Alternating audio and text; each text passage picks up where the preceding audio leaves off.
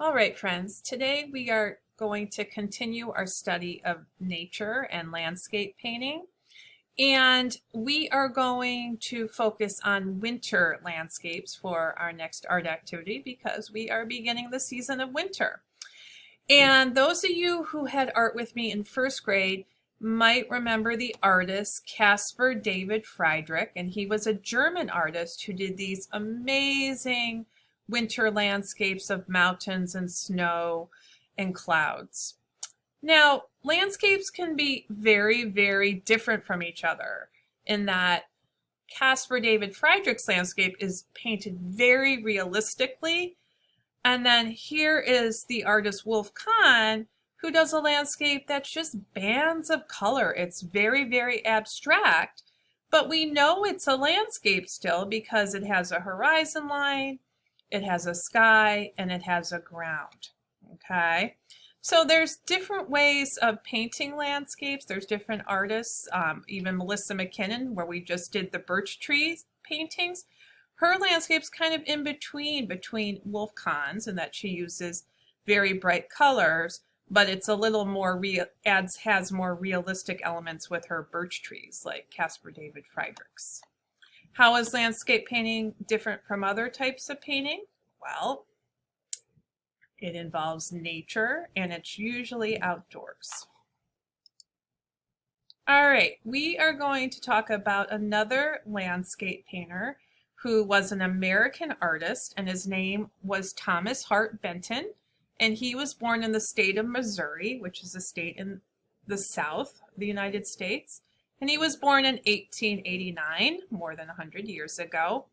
And his paintings are famous for showing ordinary people, again, usually farmers or people who lived out in the countryside doing very ordinary or common things.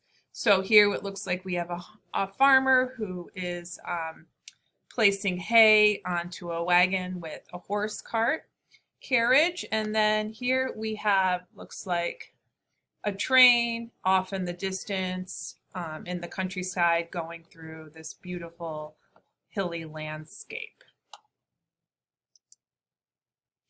Now, in order to start most landscape paintings, we usually start with what? And I'll give you a hint. It's that line that separates the sky from the land or the ground. Yep, the horizon line. Okay, so where is the horizon line in this painting? Well, as you see, here is our sky area. Here is our land. So it goes through the small hill, up the mountain, because that's still considered land, and down, and then across the hill again. Now there's different layers of land. So in this landscape, it has a lot more land than sky.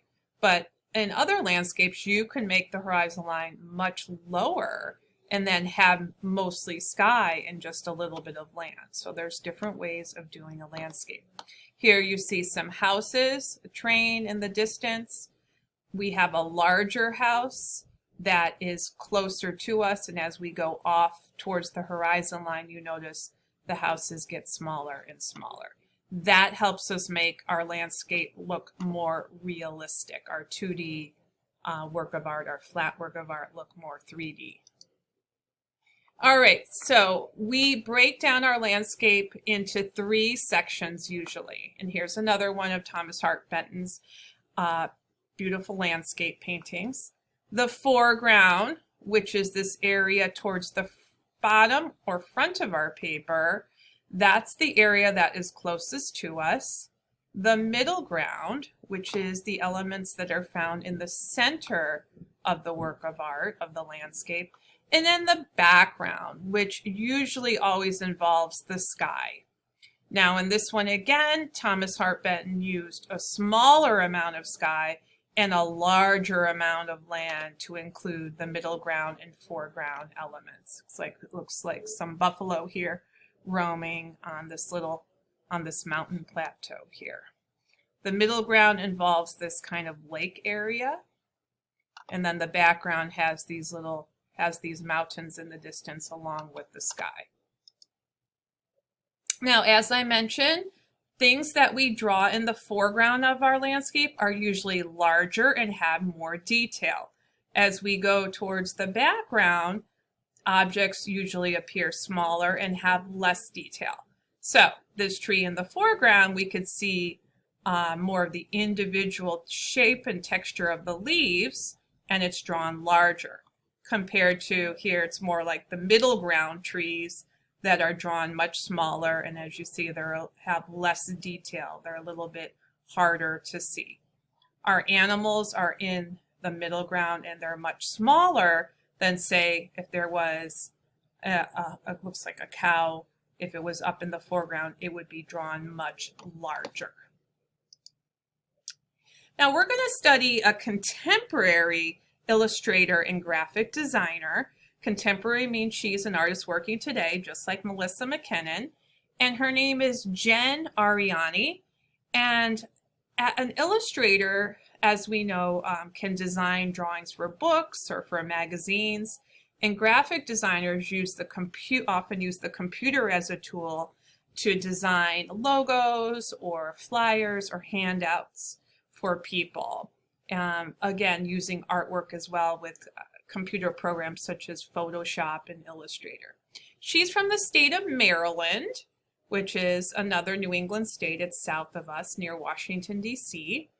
And she draws, her subject matter is winter landscapes, where she draws her landforms, which are usually mountains, just using pen and ink. So simple black and white, but then, or she'll draw, as you see, like these pine trees in silhouette and shadow using black ink.